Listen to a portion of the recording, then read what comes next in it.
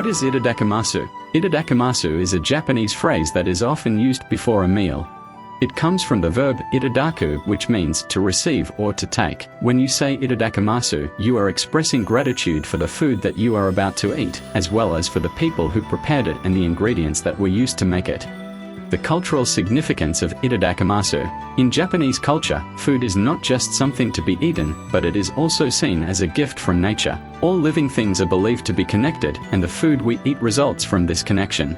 By saying Itadakimasu before a meal, we acknowledge this connection and show respect to the food and all those who had a part in bringing it to us. It is common in Japan to eat together as a group, whether with family, friends, or colleagues.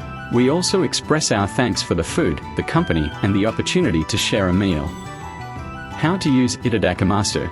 If you are ever in Japan or dining with Japanese people, it's essential to know how to use Itadakimasu. It's simple, say Itadakimasu before starting to eat. You can also add Gochisousama deshita after your meal to express your gratitude for the food and the experience. In conclusion, Itadakimasu is more than just a phrase to be said before a meal. It represents the deep cultural connection that the Japanese have with food and the importance of showing gratitude and respect for all those involved in bringing it to us.